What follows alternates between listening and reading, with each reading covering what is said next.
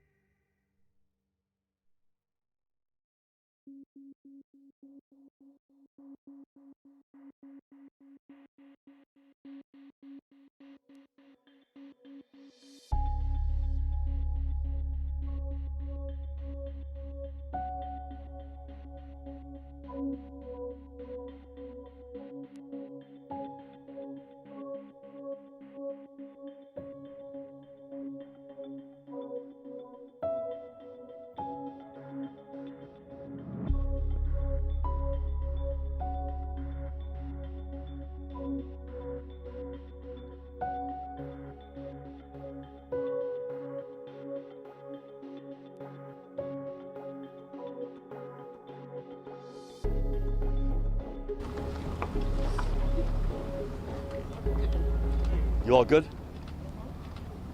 So good morning, everybody. I was saying to the mayor, and Angie Devaney is a great mayor here in Berkeley Heights. I said as I got out of the truck, I've been in this town a lot over the past almost 8 years, and up until today, every one of them was sort of celebration of one thing or another. I want to thank the mayor, her emergency responders, members of leadership of law enforcement. You know, last night we got crushed. Not just here in Berkeley Heights, but in this part of the state in particular. Sadly, 2 losses of life in Plainfield in a vehicle that was swept away, and sadly the deceased were extracted. Thank God no injuries or loss of life here, and we're not aware of any loss of life elsewhere, although we're still in constant communication with a whole range of towns and counties. Not all in Union County, but a lot of them in Union County. I'd say Somerset County is the other county where we've had a significant amount of back and forth in terms of assessment of damage and injuries, etc. This was not a power outage event. As we stand here, there are less than 3,000 outages in the state. So thank God that was not an element here, and as Tony said, that would have been a big issue in Berkeley Heights if power had been out, and thank God in most places it didn't go out. We had a home explosion in North Plainfield. Reasons why we're not sure, being investigated, but thank God nobody was home and nobody got hurt as a result. But this is, you know, we're seeing more of this, and the intensity is so more frequent and more intensity. I think Angie and her team said 6 inches of rain in under 2.5 hours in 2 waves. Importantly, one wave sort of knocked a lot of these communities a little bit off kilter, and the second one came in for the kill. And so we're assessing around all these communities and counties state of play as we speak. More weather likely. You know, we're in one of these patterns right now, hot, humid, late afternoon, early evening thunderstorms. It doesn't feel, as I stand here now, as though tonight, tomorrow, Thursday will be in the same level of intensity that we saw last night, but you never say never.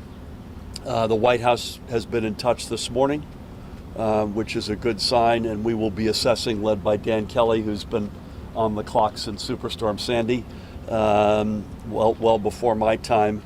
We'll be working with counties and communities to assess level of damage. We're always trying to figure out whether or not we meet certain federal thresholds. It's far too early to tell.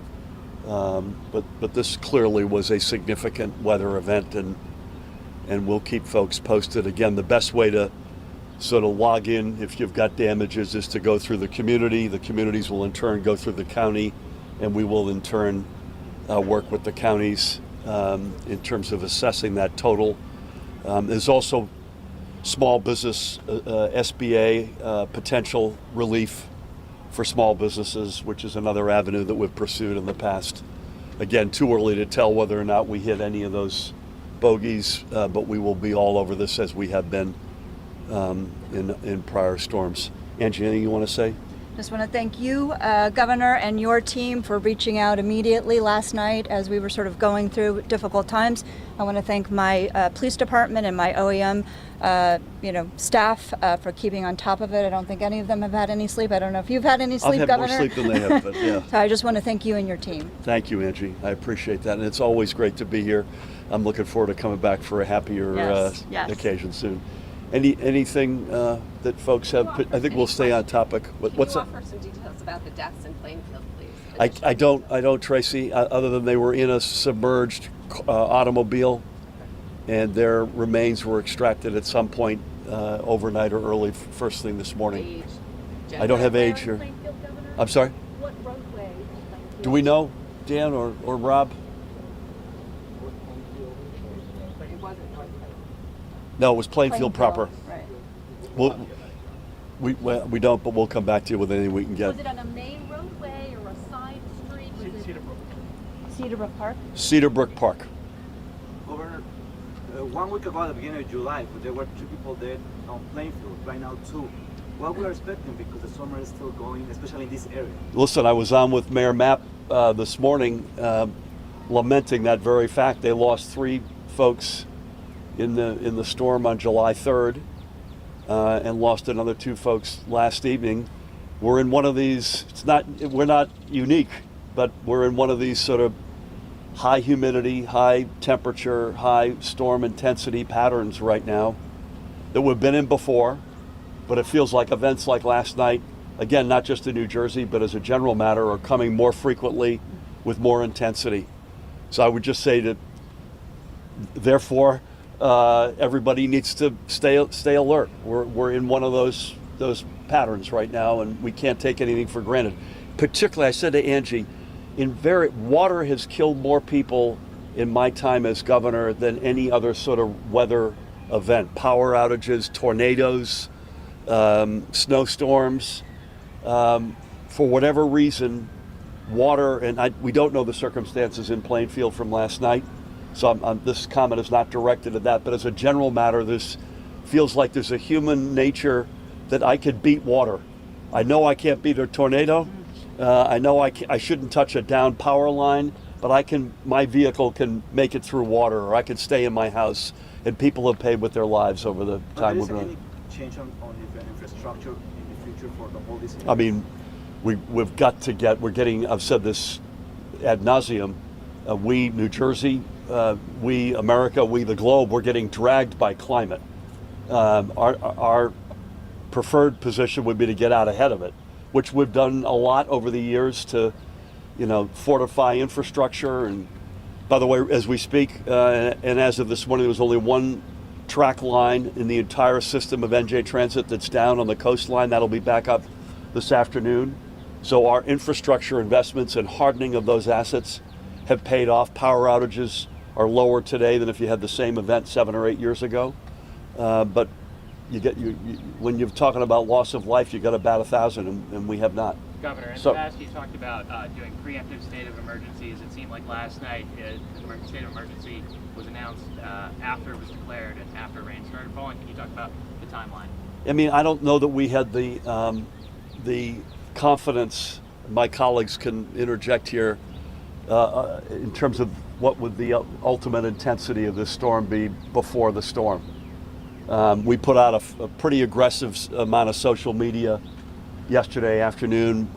Tim Hillman, Chief of Staff, and I were in a series of meetings together, and we were cranking out warnings. But it's pretty clear. And by the way, the state of emergency went for the entire state, not just for this part of the state, because other parts of the state later on last evening and through the night had significant weather as well. So you try to call those shots as best you can. Had we called it an hour earlier, I'm not sure that would have impacted things, but we obviously try to get it as right as we can. Did alerts go out on cell phones of the flood?